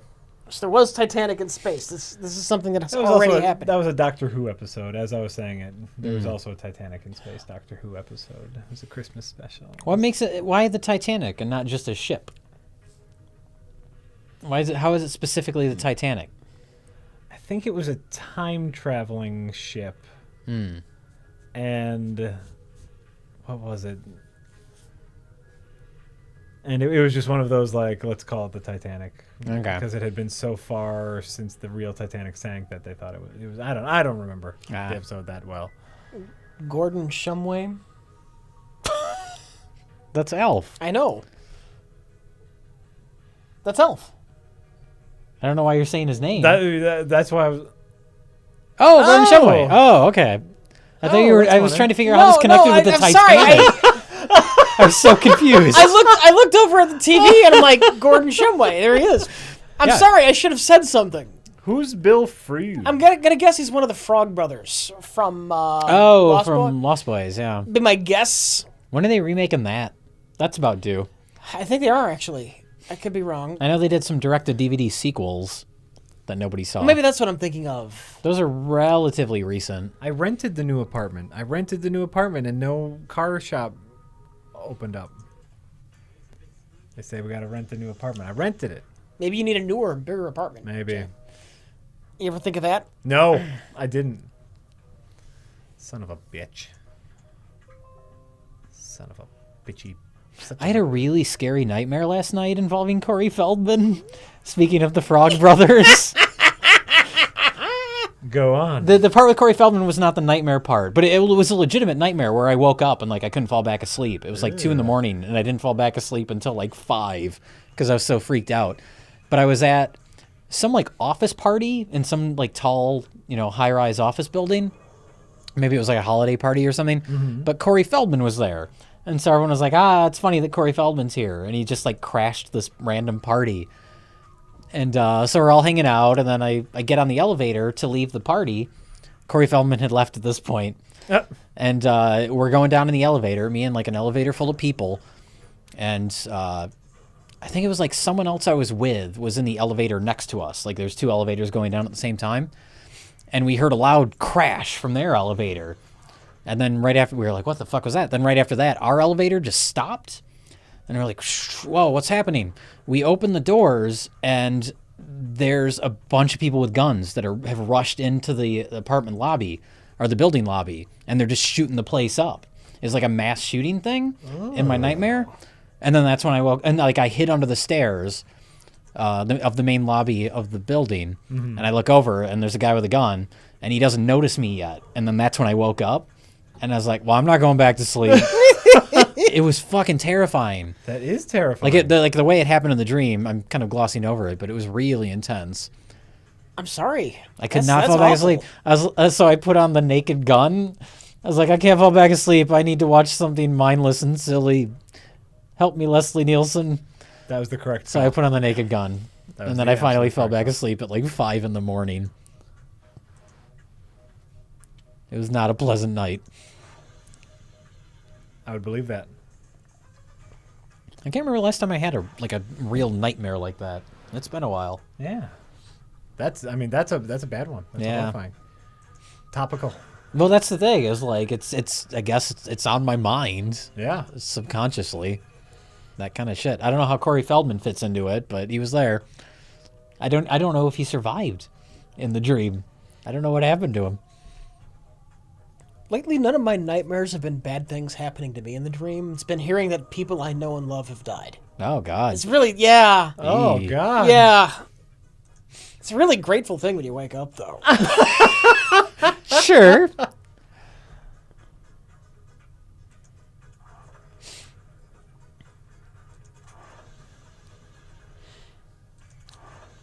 Hrenzy, or however the hell you spell that. You got like 8 consonants together. Wait, you got an H and R, and then an E and an I and an N and a Z.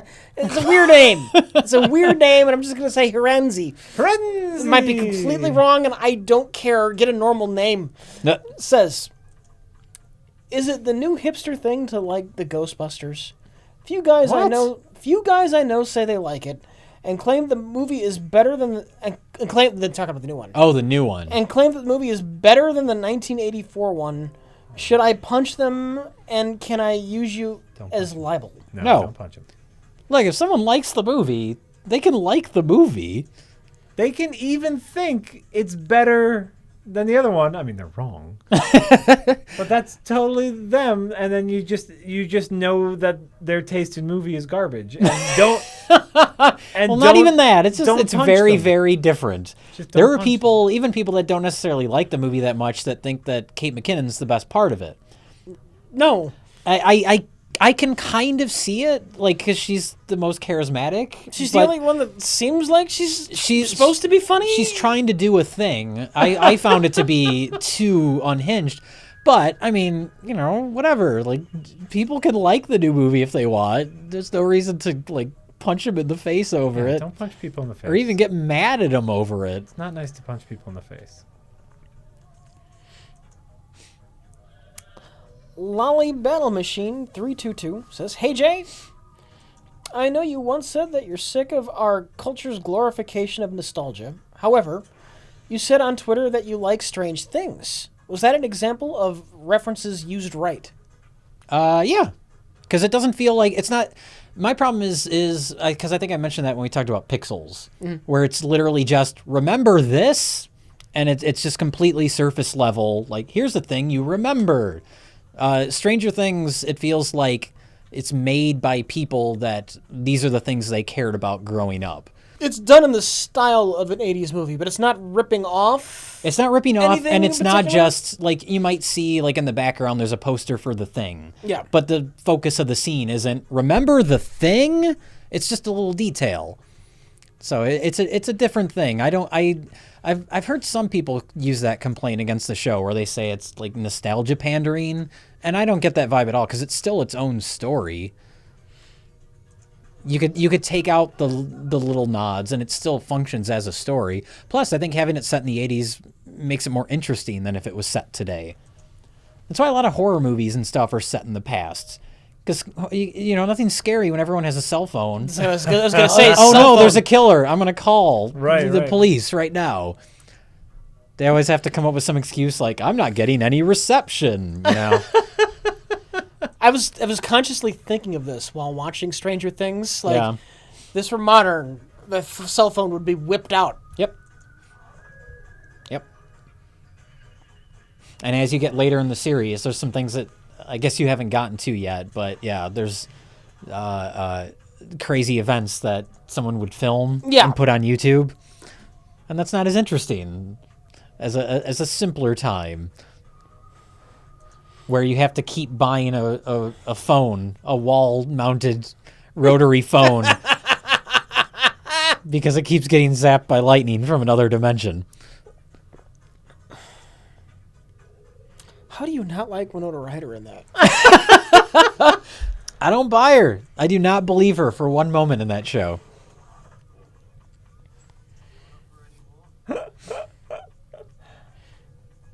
Just saying. I'm honestly trying to think of the last time I've seen Winona Ryder in a movie. She was in the 10, the David Wayne movie. Did you ever see that? The anthology about the 10 Commandments. She's actually really funny in it. Oh, yeah? She falls in love with a ventriloquist dummy. Not the guy, but the dummy. And she starts having an affair with the dummy. She's like legitimately funny in it. And I don't... Which is this? It's called The 10. It's the same guy that directed Wet Hot American Summer. It's an anthology of shorts, and each short is about a different one of the 10 Commandments. Okay. It's kind of hit and miss, but some of it's really funny. Junkhead 1979 says, in reference to Galaxy of Terror, damn it, guys, you disappoint me. It had Sig Haig, Robert Englund, tits, and maggot rape. How the fuck Are the have maggots you raping not or are the seen maggots this getting yet? raped? That's a great question, Jay. This is an important distinction, and it'll decide if I watch the movie or not. How do you rape a maggot without, like, just exploding it? Maybe they're giant space maggots. We don't know. We don't know. No, I've heard of this movie forever. I've just never gotten around to watching it. Roger Corman produced a lot of movies. I'm not sure if you're aware. There's a lot of movies to keep track of. Tim Salmon says, Jay, you put on the Naked Gun, watched O.J. Simpson get riddled with bullets in the opening minutes, and then slept like a baby. Yeah. Oh my god, that opening scene is so funny. I guess that's not the opening. The opening is all the world leaders. Yeah. Leslie Nielsen beating him up, but then O.J. Simpson, where he sneaks onto the boat and he just gets riddled with bullets, and then his arm falls into wet paint, and then his face falls in a wedding cake. I'm really fond of Leslie Nielsen trying to be quiet and sneaking into the place, and then he's like hitting buttons and start playing goofy music. Oh yeah. When he sneaks into the apartment. Yeah. That's the most goofy scene in the movie, but it works. Oh, I love that movie. The best part is he's riddled with bullets. His arm falls against the wall that has the wet paint. Oh, yeah. And he goes, "Oh no!" Like he's suddenly concerned about the wet paint on his jacket. Quality movie. I forgot about that. Oh no! I forgot about that. Ugh. Susan's Period says, is it possible to discuss how you develop the storyline behind the Half in the Bag series? I surely can't make sense of it, though I love it. Neither can we. And he says butt heart after doing like the little emoji kind of heart that's backward, and I guess the three looks like a butt. Oh. Sideways. They say butt heart. What does butt heart mean? Like I like your butt? I'm assuming that's a reference to the little emoji heart they typed out with the less than sign. Because it and a looks 3, like a butt too. Because it looks a little bit like a butt too. I don't know these things. It looks like a butt, Jay. How do we develop the Half in the Bag storylines? Oh, whenever we do an episode, we say, well, what do we do now? It's been a while since we've done something major. It feels like we should do something big. Yeah, we'll see. Not necessarily long running, but just like one Yeah. one decently meaty sketch. Yeah. We kind of took a break. Well, one, we took a break because of Space Cop, trying to finish that. But then it was just generally being sort of burnt out on the storyline stuff. We're like, we just want to talk about the movies. I can tell you the overall concept, the whole VCR repair guy thing, we came up with after we shot the first episode, and then we reshot the first episode. Because it was originally, we didn't know why we were in Mr. Plinkett's house. We just knew that we were going to be there. And then we're like, we need to have some reason for us to be there. I mean, it was a little more elaborate than, but that was basically what it was. Whereas, like, we need some sort of story to wrap this around. We can't just be in this dumpy house. And so, yeah, we reshot the first episode after we came up with the whole VCR repair thing. I'm Kenny Power says, Kenny goddamn Powers is back. Have you three seen Seinfeld or Curb Your Enthusiasm? What's your opinion on that type of comedy? Love Seinfeld. That's probably my favorite sitcom of all time. I love Seinfeld, but I don't have cable and haven't had cable in years, so I haven't ever actually seen Curb Your Enthusiasm. It was on HBO, really? Right? It was HBO, yeah. Even when I had cable, I didn't have HBO. So. Okay. I think he's going to do another season of it, too. I think he's coming back. Oh, really? Yeah. Yeah, I like Curb Your Enthusiasm a lot. It's not Seinfeld, but it's pretty great. I like Larry David. Is it similar? It's sort of like an entire series based around George Costanza if he was an even worse person. Yep. It's almost like a horror movie where you're just waiting for him to say something awful or do something terrible unwittingly. It's kind of great. It's pretty great. But yeah, Seinfeld was my show in high school. That was everybody's show. Yeah, everybody I loved Seinfeld. I still love Seinfeld.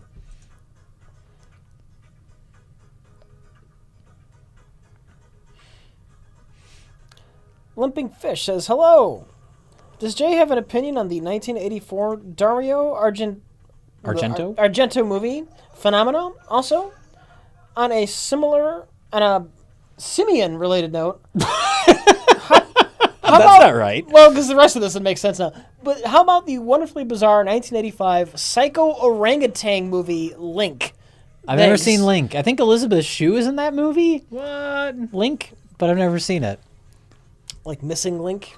Yeah. Even though orangutan isn't even close to the Missing Link, they're like distant cousin at best. Maybe it makes sense in the movie. I don't know. I've never seen it. I bet it doesn't. Putting that out there. Is Phenomenon, I think that's the one that has an alternate title of Creepers with Jennifer Connelly. If it is, I know I saw it once many, many years ago, and I remember it being weird and disjointed, but kind of interesting visually. If it's the same movie I'm thinking of. But I have very vague memories of it. Did that guy died? He did. He went insane. Is he gone forever? He's gone forever. I'm sorry. That's all right. You lost one of your people? He went insane. Bill Frug? No, I lost... Yes, I lost Bill Frug. I'm just guessing that based on the facial expression. Yeah, he got too scared. It did. Because I also don't know how to level up my guys, and I don't know how to level up my car, and I don't know how to do anything except for the things I've been doing. So you're just kind of dicking around. I've basically been dicking around for about 3 hours, and I guess I'm okay with that because we've been busting ghosts and talking about shit. Yeah. And I'm gonna have to be okay with that. This is a talkie stream. Exactly. So this is something I can do really mindlessly and hold a conversation with you guys. Okay. So. And it's like turn-based, so I can take my time. Aimless Corsair says, hey Jay, and the other two. Nah. Just wondering if you have seen 1999's Mystery Men. Certainly not a great film, but I kind of like the premise of a team of lame superhero wannabes trying to save the day. I saw it in the theater, and I remember thinking it was pretty funny. I remember my favorite thing about the movie was that the villain's name was Casanova Frankenstein, and I just thought that was a great name. Agreed. You know what song is in that movie, right, Jack? Somebody once told me that was the first that used that song. The world's gonna roll me. I ain't the sharpest tool in the shed. I was actually excited for the Mystery Men. I felt a little bit let down. Okay. But not bad. Not bad. I like how lame they are. Like, isn't William H. Macy, he's the shoveler? He shoveler. just has a shovel. Yeah. I shovel well. Isn't that what he That's- says? yeah, I that's right. shovel. He didn't even say great. And I was excited to see Just- Paul Rubens in it because Yep. he was sort of him and his comeback after his incident. So I was excited about Well, that. post Buffy the Vampire Slayer. That's right. He was in Buffy the Vampire Slayer, and then he was on Murphy Brown Oh, was he? as one of the secretaries. He was on it for a little while, and I was excited to see him on that. And then Mystery Men was like the first big movie because he was just a small part in Buffy the Vampire Slayer. Yeah. I remember it being funny, but I have not seen it since the theater. Junkhead 1979 says, a giant maggot does the raping. Sold. Yeah. I'm in. Osmike says, Jay, do you think that the new Ghostbusters isn't as good because other Paul Feig movies are rely on a lot of gross humor and swearing? Also, have you watched that movie I sent you, Love You Man, Cheers? Which movie did you send? I don't know. You don't understand how many movies we get. We get a lot of movies. Here's the thing. If you think about movies that rely heavily on improv comedy, let's take the first big example of Anchorman, right? Yes. What's the overall plot of Anchorman?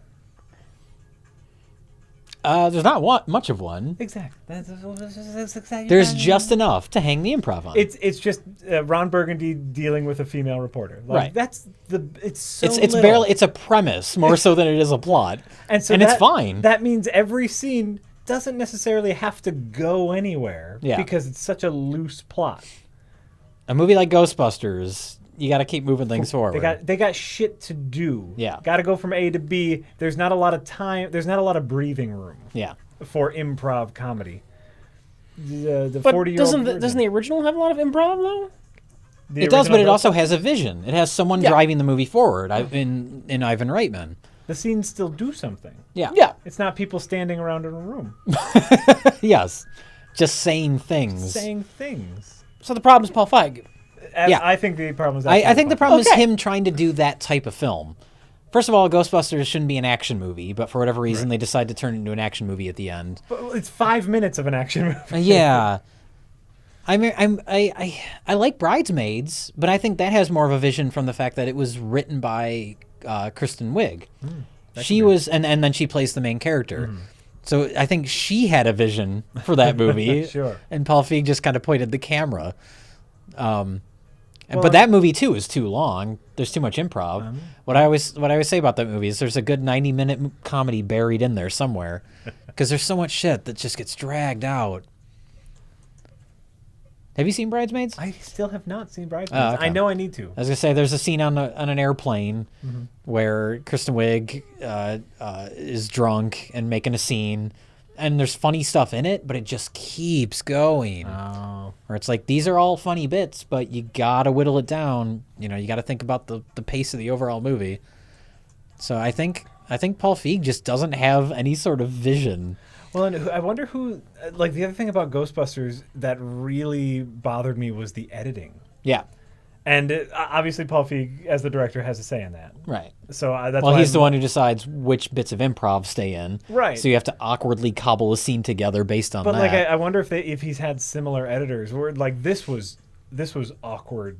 Yeah. Really Yeah, I don't know if this is like the editors he's used If on this is Spy. his guy or whatever. Yeah. I have no idea. Is something I wonder. But just, He also did a lot of Freaks and Geeks, which is one of my favorite shows ever. Oh, did he? He directed a lot of that. Oh. But that you have constraints. It has to be, whatever, 24 minutes Right, or right. whatever it is.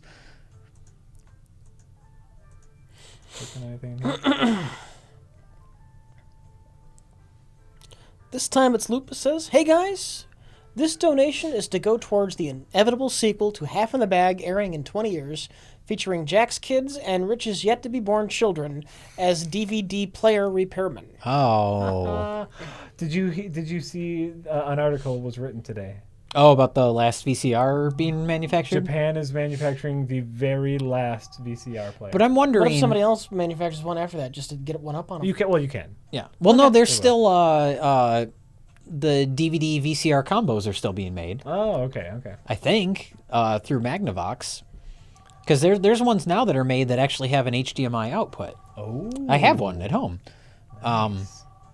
And I think those are still being made. Oh, So I okay. think they must, in that article, they must mean the last just straight VCR. Standalone, sure. I think.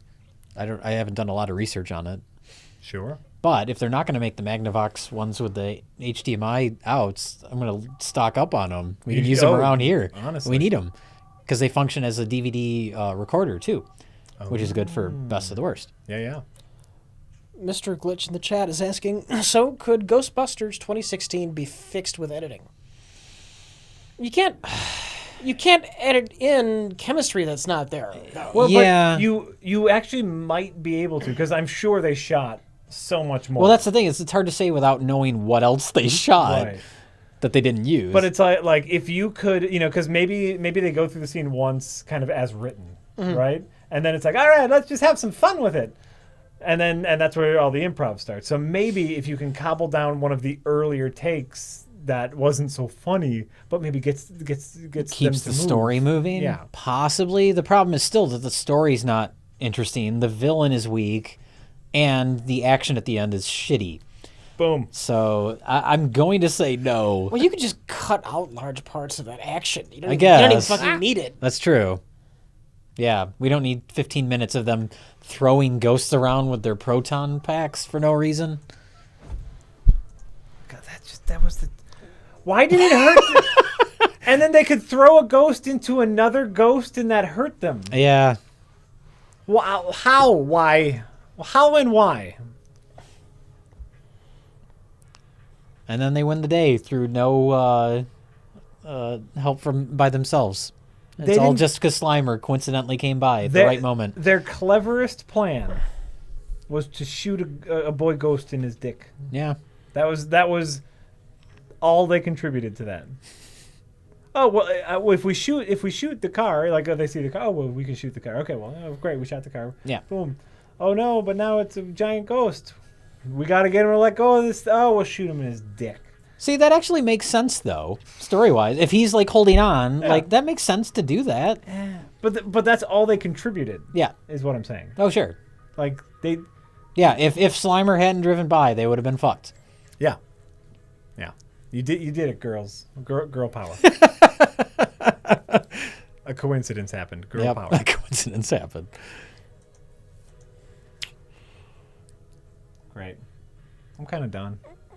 Top Ramens, we heard about the Leslie Jones Twitter thing, and Everybody's horrible. no, everybody's horrible. Everybody's a huge. I'd rather dickhead. just talk about the film. I'd rather not even do that At anymore. this point, yeah. Yeah.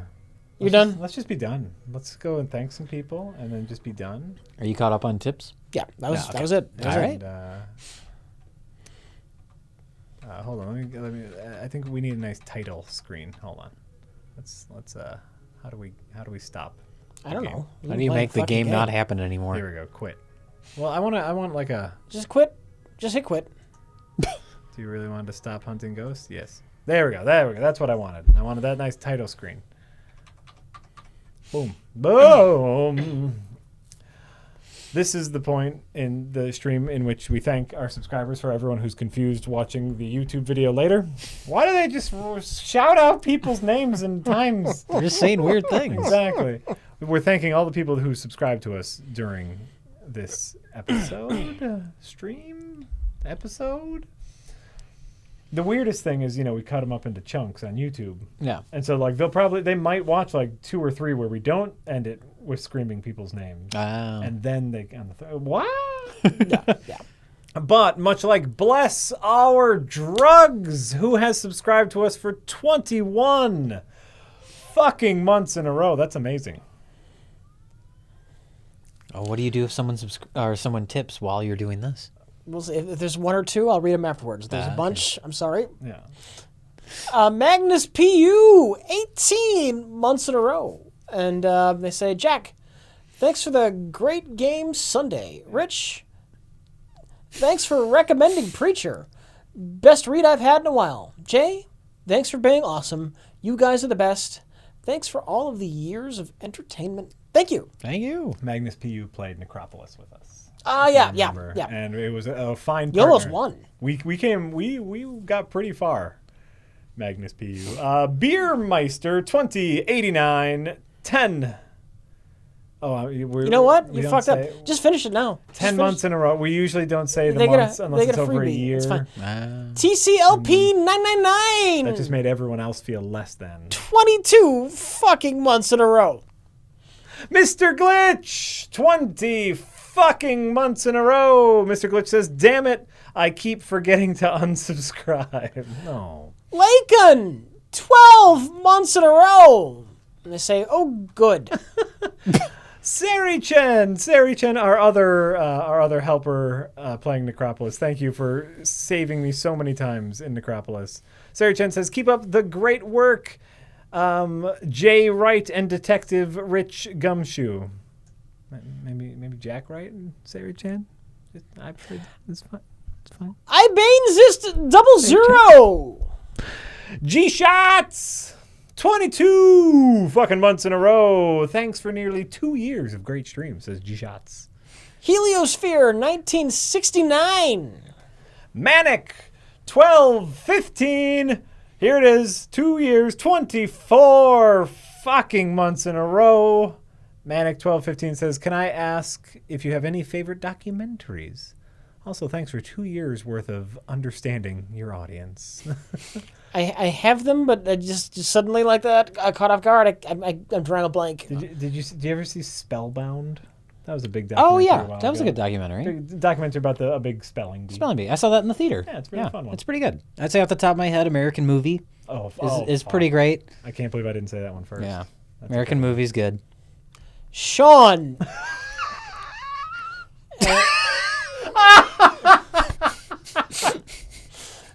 The new gradient makes me happy to be a subscriber. There we go. Scoot Mayhall, 21 fucking months in a row. Big Fat Man, 873. Sky Dandy, 22 fucking months in a row. Murat Yilmaz. That almost sounds like a backwards name. Murat Yilmaz. Zamli the guy from Twin Peaks. Yeah. Nope. Who's not listed in the cast for the new season. Is he alive? He's alive, yeah. Oh. I'm so sorry. That's very disconcerting. He's an important part. Or it's a spooky surprise. That would be great. Maybe they'll do that. Yeah. He's a very important part of my favorite aspect of the show. So I hope he comes back. She looks like my husband. Oh, I love him. Where were us? Lady Denning. Tiberius Kirk. And Tiberius says, I am not sorry we watched The Dark Backward last night, but I'm nearly alone in that. It's okay, Tiberius Kirk. I love that movie. The Dark Backward? Dark Backward. Oh, no. You have that smile on your face that says, like... It's great. It takes place in a world full of trash. There's just trash everywhere. All right. And Judd Nelson and Bill Paxton play garbage men. And Judd Nelson is an aspiring stand-up comedian, but he's terrible. And he plays like this weird nerdy guy. And they're garbage men. Yeah. So you see like the garbage truck going down an alley, and they're throwing garbage into it, but there's just garbage all over the ground anyway, so they're not accomplishing anything. And he's a terrible stand-up comedian, but one day a third arm starts to grow out of his back, and that becomes what gets him well known as a comedian, is he's the weird comedian with 3 arms. So he tells the same shitty jokes, and then Bill Paxton plays the accordion. So after every shitty joke, he'll play a little piece of the accordion, and Judd Nelson will just put all 3 arms out and spin in a circle to show off his 3 arms, and that's his act. And then Wayne Newton becomes his manager. I kind of want to see this now. It's great. Bill Paxton is so fucking funny in it. You're selling me on this. I like it a lot. I'm surprised to hear that other people did not like the movie. You are 100% selling me on this. The Swiss Army Man is not the first movie just to be fucked up. Well, that's obviously not. Yeah. Poop Dick. No, it was your turn. It was your turn. I'm just wrong. Well, and it's Poop Dick, so I kind of want to say Poop Dick 5079. It's surprising to me that 5,078 people before him had Poop Dick as a avatar. But I mean, I guess not Poop Dick. John B. 820, 19 months in a row. Thanks for being awesome. You're welcome. Gruff McMilitary. Hooray! 7-month anniversary, says Gruff McMilitary. MC Lucas, 25 fucking months in a row. Holy moly. Thanks for the stream, guys. I'm on vacation in Virginia and sick as fuck. Thanks for making my night better. D, hashtag LOL, fuck my juicy shack meat. I think he missed the colon there. I think that's supposed to be one of those smiley face emojis. Maybe. Not just like period D. Well, I read what's written, god damn it. You're right. No, you're absolutely right. I was going to say Can't mighty. just change somebody else's script. You could. You make it your own. Unless you're doing bad improv. Internalize it. If it sucks, you just accuse everyone who doesn't like it of being a sexist. It's fine. Midnight, Andy. Awesement 455. Tim Salmons. Crackerman 526, 17 months in a row. LOL, fuck my cock. Godfather 42, 18 months in a row. And Godfather 42 says totally worth it. You don't have to do this one. You just have to. Batman voice. Batman voices. You've given a lot of... Oh, God, it's hard to do the Batman voice. You've given a lot of value to my online experience. Wish me luck in clown college. And Are you excited that my Batman voice is so good? It's so good. It was that was good, but it was the combination of that and wish me luck in cloud college. In that voice. I'm thinking of changing my line of work. And this time it's Lupus. They say, hey guys, had an incredibly shitty day. Seeing Jay right away as I joined the stream is an immediate pickup. Jay fills all of our lives with joy. Apparently. Thank you And for subscribing. We really appreciate it. It's true. We really do. Thanks for coming by. Thanks for ghost busting. The one last tip we had, I'll just Oh, read yeah, it. go ahead. Shadow Elite 5 said, speaking of Ghostbusters 2016, the script was fine. The main problem with the movie was that it was not funny. A good comedy movie is hard to make. How would you fix the comedy aspect of that movie? F you. Well, Oh, God. the first thing you do